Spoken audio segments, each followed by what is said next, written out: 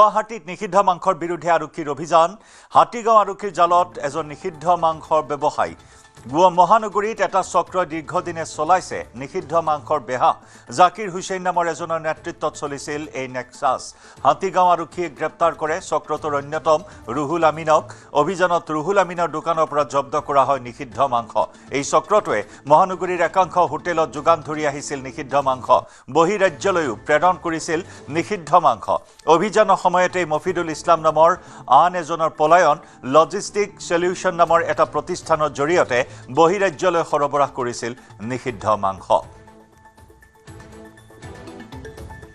কঠোৰ নিষেধাজ্ঞা আৰু এই নিষেধাজ্ঞাক অমান্য কৰি নিষেধাজ্ঞাক উপলুঙা কৰি মহানগৰীত এনেদৰে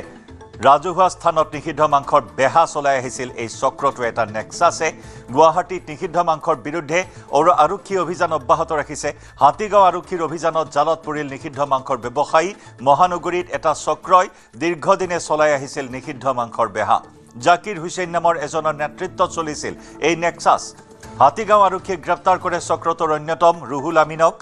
অভিযানত ৰুহুল আমিনৰ দোকানৰ পৰা জব্দ কৰা হয় নিষিদ্ধ মাংস এই চক্ৰটোৱে মহানগৰীৰ একাংশ হোটেলত যোগান ধৰি আহিছিল নিষিদ্ধ মাংস আনকি বহিৰাজ্যলৈও প্ৰেৰণ কৰিছিল নিষিদ্ধ মাংস অভিযানৰ সময়তে মফিদুল ইছলাম নামৰ আন এজনে পলায়ন কৰে উল্লেখযোগ্য যে লজিষ্টিক সলিউশন নামৰ এটা প্ৰতিষ্ঠানৰ জৰিয়তে বহিৰাজ্যলৈ এই চক্ৰটোৱে নিষিদ্ধ মাংস সৰবৰাহ কৰি আহিছে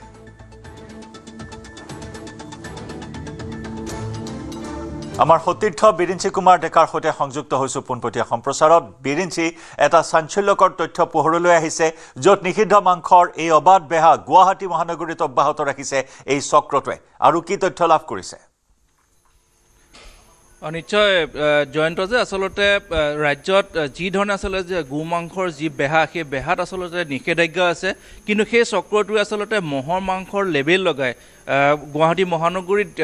অনায়াসে তেওঁলোকে আচলতে এই ব্যৱসায় তেওঁলোকে কৰি আহিছে আৰু তেওঁলোকৰ নেক্সাছটো এনেধৰণৰ যে তেওঁলোকলৈ আচলতে বহিৰাজ্যৰ পৰা ৰেলেৰে পল্টন বজাৰলৈকে আচলতে সেই নিষিদ্ধ মাংস পেকেটখিনি আহে আৰু সেই পেকেটখিনি এটা নিৰ্দিষ্ট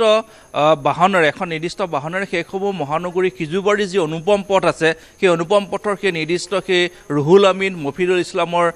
দোকানলৈকে যায় আৰু তাৰ পৰা আচলতে সেইসমূহ বিভিন্ন হোটেলত আচলতে সেইসমূহ বিক্ৰীৰ বাবে গুচি যোৱা হয় গতিকে এই এটা নেক্সাছে যি ধৰণে আচলতে গোটেই ব্যৱসায়টো আচলতে চলাই আহিছে তেওঁলোকৰ লৈ সেই বহিৰাজ্যৰ পৰা যে আহে এনে নহয় যে তেওঁলোকেও সেইসমূহ পেকেটিং কৰি মহৰ মাংসৰ বেনাৰ লগাই আচলতে তেওঁলোকে মিজোৰাম বা কাষৰীয় যিসমূহ ৰাজ্য আছে তালৈ তেওঁলোকে ছাপ্লাই দিয়ে গতিকে এই সমগ্ৰ বিষয়টোক লৈ যিহেতু হাতীগাঁও আৰক্ষীয়ে দীৰ্ঘদিনৰ পৰা এওঁলোকক চোকা নজৰ ৰাখিছিল শেহতীয়াকৈ ৰুহুল আমিন যিহেতু জালত পৰিছে আৰু সেইখিনি সময়তে যিখিনি সময়ত ৰুহুল আমিনৰ দোকানত প্ৰায় 6 কেজিতকৈ অধিক নিষিদ্ধ মাংস তেওঁলোকে জব্দ কৰিছিল গতিকে সেইখিনি কাম কৰি থকা সময়তে অনুপম পথত থকা অন্য এখন যি মফিদুল ইছলামৰ যি আচলতে দোকান সেই দোকানৰ পৰা মফিদুল ইছলামে পলায়ন কৰে আৰু যি আমি কৈছোঁ যে শ্বেখ নামৰ এগৰাকী যিগৰাকী আচলতে নেক্সাছ তেওঁ ধিয়েনপৰাত তেওঁৰ ঘৰ তেওঁৰ আচলতে নেতৃত্বতে গোটেই নেক্সাছটো চলাই আছে মহানগৰীৰ প্ৰায়সমূহ হোটেলত তেওঁলোকে আচলতে যোগান ধৰে এই ধৰণৰ গতিকে এই গোটেই ব্যৱসায়টো যিহেতু এই মুহূৰ্তত বেন কৰি থোৱা আছে গতিকে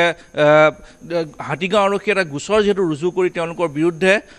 যিসমূহ ধাৰা আছে যে তেওঁ সেই ধাৰাসমূহ লগাই ইতিমধ্যেই ৰুহুল আমিনক জেললৈ প্ৰেৰণ কৰিছে আৰু মফিদুল ইছলাম আৰু এই গোটেই নেক্সাছটোৰ লগত যিসকল ব্যক্তি জড়িত হৈ আছে বা যিসকল ব্যৱসায়ী জড়িত কেনেধৰণে তেওঁলোকে ৰেলেৰে গুৱাহাটীলৈকে আনে গুৱাহাটীৰ পৰা কেনেধৰণে তেওঁলোকে হাতীগাঁও সিজুবাৰীত সেইসমূহ ষ্টক কৰে আৰু ষ্টক কৰাৰ পাছত বিভিন্ন হোটেললৈকে তেওঁলোকে চালান দিয়ে বা বহিৰাজ্যলৈ তেওঁলোকে পুনৰ আকৌ পঠিয়াই পেকেটিং কৰি এই নেক্সাছটোৰ বিৰুদ্ধে যিহেতু মহানগৰ আৰক্ষীয়ে অভিযান চলাইছে হয়তো খুব কম সময়ৰ ভিতৰত আৰু 2-3জন এই চক্ৰটোৰ আচলতে চক্ৰটো চলাই থকা একাংশ লোক যিহেতু জালত পৰিলে ওলাই পৰিব যে মহানগৰী আৰু ক'ত এনেধৰণে গো মাংসৰ আচলতে বেহা চলাই থকা হৈছে ইয়াৰ নেতৃত্বত আচলতে কোন সেই সকলোখিনি স্পষ্ট হৈ পৰিব বিৰিঞ্চি ধন্যবাদ জ্ঞাপন কৰিছোঁ আপোনাক